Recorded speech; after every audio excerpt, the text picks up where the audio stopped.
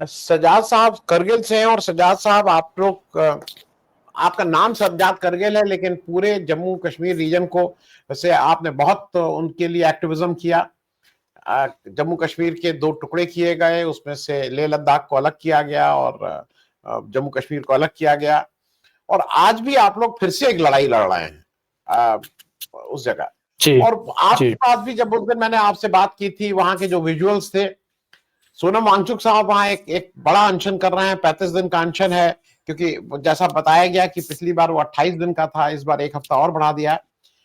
लेकिन वहां पे भी मुझे नजर आए सब यूथ थे, और मैं इसलिए तो क्या, सोनम वांगचुक मतलब इस देश का यूथ, जैसा नेहा जी कह रही है, वो सबसे बड़ा स्टेक होल्डर है। और दूसरा ये है कि मतलब बीजेपी अगर अन्ना आंदोलन पे चढ़ के वापस आज आई थी यहाँ, क्योंकि वो 2013 का आंदोलन था, सही था गलत था आज इसकी हम लोग बातचीत नहीं करेंगे, लेकिन उस आंदोलन को जो दिशा और उसका जो पैनापन दिया था वो यूथ ने दिया था, युवाओं ने दिया था। बिल्कुल बिल्कुल। जी, तो क्या आज आप लोग जब वहां एक लड़ाई लड़ रहे हैं, तो आपको लगता है, क्योंकि जब भारत जोड़ो यात्रा वहां पहुंची, राहुल गांधी वहां पहुंचे, तो मैं भी उस समय कश्मीर में था, तो सबसे ज्यादा युवा साथ चल रहे थे, और वो कश्मीर जहां पे ये बताया जा रहा था कि साहब यहाँ तो इतना आतंकवाद है, और यहाँ तो बिल्कुल गोली मार दी जाती है, गोली दिन भर चलती रहती है। उस समय तो राहुल गांधी वहां गए थे, ना कोई गोली थी ना कोई वो था, लोग घरों से बाहर निकल के आ रहे थे। वही जो यूथ था जिसके ऊपर ये हरदम, और खास करके मैं जम्मू कश्मीर इसलिए इंपॉर्टेंट है, मैं इसलिए कह रहा हूं कि जम्मू कश्मीर के यूथ ने शायद जितना सहा है, उतना मैं किसी किसी के उसको कमतर नहीं कर रहा हूं, लेकिन जम्मू कश्मीर के यूथ ने बहुत सहा है। आज जब हम पूरे देश में, हमारे लिए इंटरनेट स्मार्टफोन बहुत आसान चीज है, आपको सालों से ये चीजें आपकी बंद कर दी जाती है, मुहैया नहीं होती हैं, स्कूल कॉलेज बंद रहते हैं। ऐसे में में इस देश का आपको कभी लगता है कि यूथ के ऊपर ज्यादा जिम्मेदारी है, क्योंकि इससे सबसे ज्यादा प्रभावित वही है सज्जाद साहब। और जरा जम्मू कश्मीर के बारे में बता दीजिएगा कि यूथ मूवमेंट वहां कितना इंपॉर्टेंट है इस समय, सोनम वांगचुक की सारी जो धार है वो आप ही लोग दे रहे हैं, सज्जाद साहब। आनंद जी, आनंद जी बहुत बहुत शुक्रिया। मैं ये एक बात ये कहना चाहता हूं कि इस वक्त जो सवाल राहुल गांधी जी उठा रहे हैं वो केवल सिर्फ कांग्रेस का मुद्दा या राहुल गांधी का मुद्दा नहीं है, वो देश का मुद्दा है, देश का इश्यू है। और लद्दाख से लेकर के मणिपुर तक पूरा देश इस वक्त लोकतंत्र की लड़ाई लड़ रहा है। वो हबीब जालिब ने कहा था कि वो कह रहे हैं मोहब्बत नहीं वतन से मुझे, सिखा रहे हैं मोहब्बत मशीन गन से मुझे।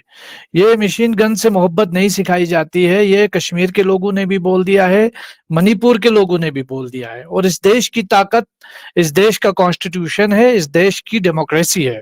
इकबाल ने एक शेर कहा था, आईन नौ से डरना, तर्ज कोहन पे अड़ना, मंजिल बहुत कठिन है कौमों की जिंदगी है में। ये जो आईन नौ और तर्ज कोहन है, ये यूथ की तरफ इशारा है। और ये जो यूथ है, ये किसी भी देश की ताकत होती है, और हमारे देश की भी ताकत यही यूथ है।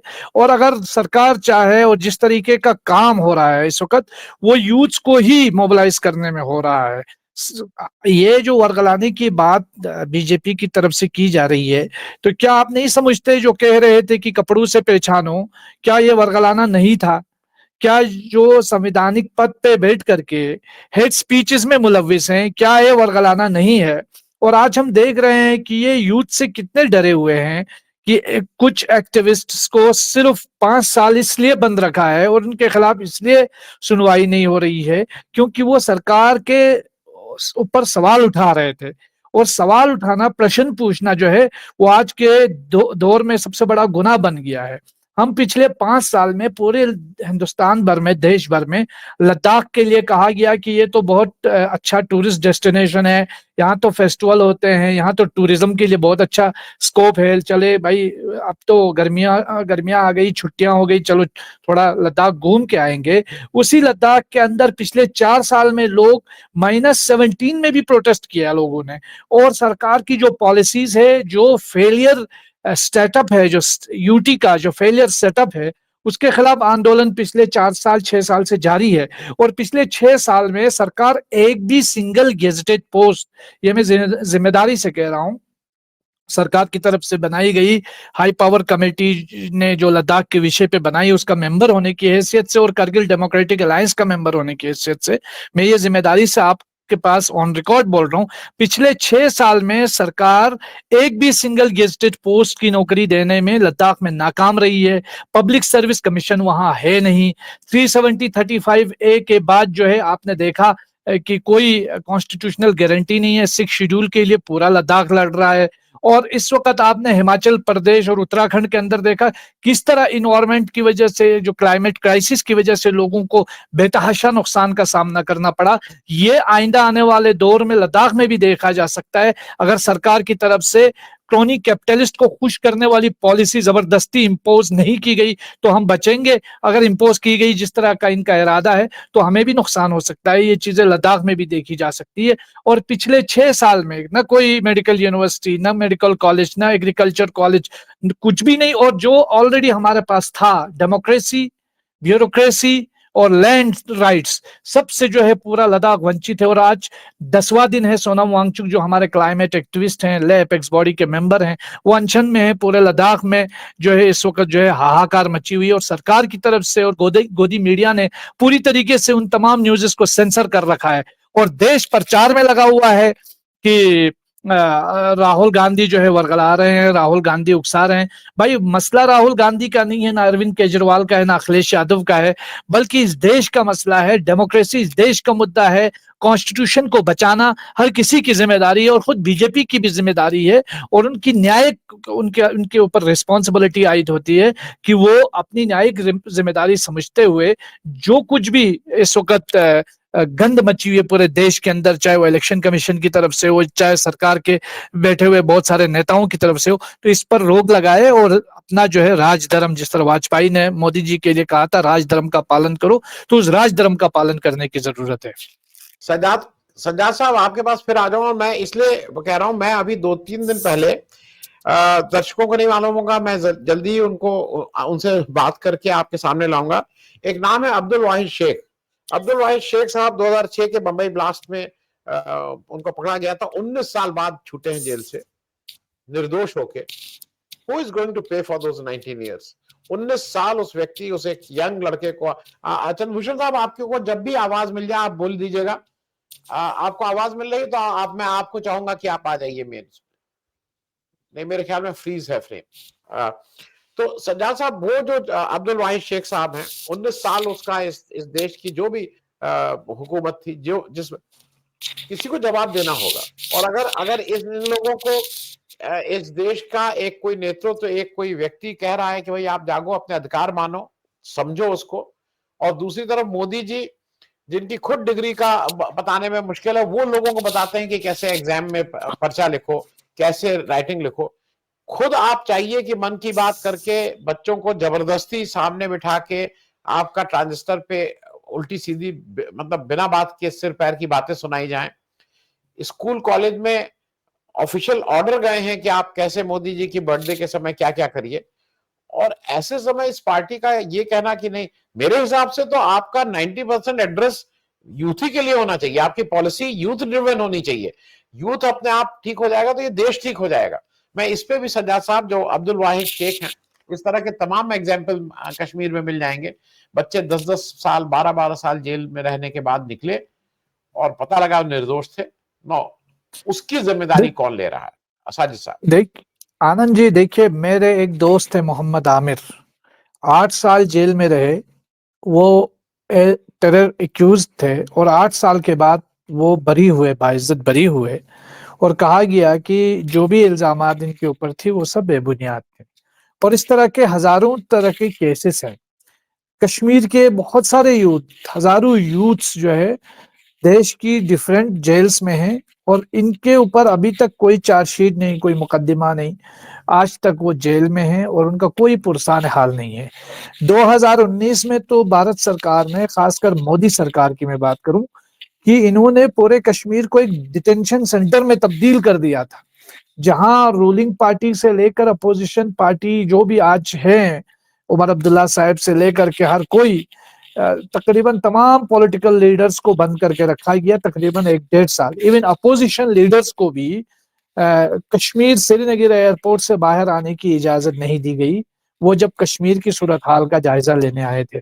जबकि इनके अपने जो मित्र हैं, जो यूरोपियन यूनियन के लोग थे, उनको लाया गया और डल की सैर वेर करा करके इनको बाजाब्ता स्टेट गेस्ट बनाकर इनको भेजा गया। तो ये जो अप्रोच है गवर्नमेंट का, ये अप्रोच जो है वो लोगों के हित में नहीं है, न देश के हित में। देखिए, एक चीज है, मच्छर सबको काटता है, मलेरिया उसको होता है जो अंदर से कमजोर हो। तो हमारा देश अगर अंदर से मजबूत हो तो बाहर से जितना भी कमजोर दिखे, हमारा देश हमेशा मजबूत रहेगा और कोई भी बैरूनी अंदरूनी ताकत उस देश का कुछ नहीं बिगाड़ सकती। लेकिन जब अंदर से ही हालात खराब हो, आपके अपने ही लोग हुकूमत से नाराज हों, आज मणिपुर की हालत देख लीजिए क्या हो गया, आज असम के अंदर देखिए किस तरीके से जो मुस्लिम समाज से ताल्लुक रखने वाले लोग हैं उनके घरों को चुन चुन कर जो है बिल्डोज किया जा रहा है, जो बंगाली जुबान जो है वो बोलते हैं। अच्छा, इसी तरीके से कश्मीर की सूरत हाल देखिए, किस तरीके से यहाँ लोगों से रिप्रेजेंटेशन छीनी गई और एक स्टेट को डाउनग्रेड कर दिया गया और मन मर्जी की पॉलिसीज यहाँ पे थोपी जा रही हैं। किस तरीके से डाउनग्रेड किया गया और आज पूरा लद्दाख प्रोटेस्ट कर रहा है। किसानों की आप बात करें, दलितों की आप बात करें, महिलाओं की आप बात करें, देश के अंदर इतने मुद्दे हैं कि हर मुद्दा अपने आप में एक एहतसाब चाहता है, अकाउंटेबिलिटी चाहता है। लेकिन बदकिस्मती यह है कि मोदी जी अपने मन की बात तो सुनाते हैं जबरदस्ती, लेकिन देश के मन की बात सुनना पसंद नहीं करते हैं और उनको गवारा भी नहीं है। इसीलिए देखिए, जब इस तरह के हालात जो है पैदा होते हैं, तब जो है सरकार को यूथ का अवेयरनेस जो है वो डरा देता है। आज सरकार को किसी चीज से खतरा नहीं है, और अगर किसी चीज से खतरा है तो वो है जवानों की जो बेदारी है, बसीरत है, जिसे हम कहते हैं अवेयरनेस है। ये अवेकनिंग जो हो रही है यूथ के अंदर, किस तरीके से हमारा वोट चोरी किया जा रहा है, किस तरीके से हमारे रिसोर्स को लूट करके दो चार लोगों के जेब में डाला जा रहा है, किस तरीके से इस देश को क्रोनी कैपिटलिस्ट के हाथों असीर बनाया जा रहा है। और किस तरीके से अगर आनंद जी एक कंपनी के खिलाफ बोल देते हैं तो ऐसा ऐसा प्रेजेंट किया जा रहा है जैसे ये देश के खिलाफ बोल रहे हूं। देश को कंपनी बनाया गया है तो कंपनी को देश समझा जा रहा है। ये इस माइंडसेट से बाहर निकालने की जरूरत है, और जिस तरीके से लोगों के माइंड को हैक करने की जो पॉलिटिक्स है उससे देश को बचाने की जरूरत है। और इसीलिए जो मैंने शुरू में कहा था कि जो नहीं समझता है, जो अवेयरनेस की बात करता है, जो बेदारी की बात कर रहा है, उनको आपके पास देने के लिए पीएसए है, यूएपीए है और इलीगल डिटेंशंस हैं। और आपने जो है तकरीबन तमाम हर जगह जो है अपना असर और नफूस जो है वो रखा हुआ है। इलेक्शन कमीशन से लेकर के जुडिशरी तक को आप जो है वो असरअंदाज करते हैं। तो ये बड़ी अनफॉर्चुनेट चीज है। यही वजह है कि इस देश के नागरिक को, यूथ्स को टिकटॉक से बाहर आकर के, रील्स की दुनिया से बाहर आकर के चीजों को समझने की जरूरत है और इस देश के फ्यूचर को अपने हाथ में लेने की जरूरत है।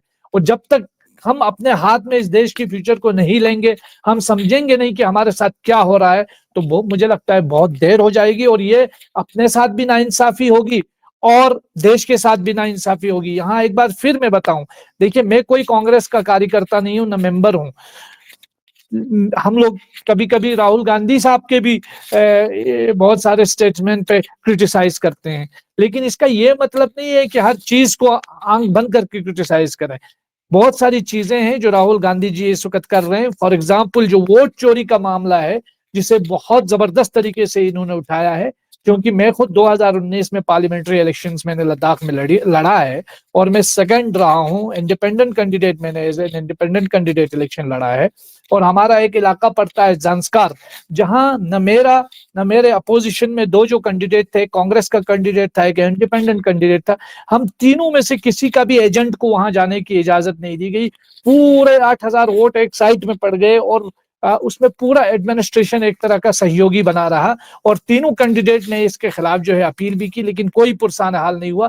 तो एक तरह का सिस्टमेटिक हैक हुआ ना, सिस्टमेटिक चोरी हो गई जो सरकार की तरफ से हुई, इलेक्शन कमीशन की तरफ से हुई। तो ये सिस्टम जो है आज से नहीं बल्कि 2014 से जो है तकरीबन जारी है और 2019 में ये हमारे साथ बीता हुआ चीज है जिस पर हमने अपना रेजल्टमेंट शो भी किया था।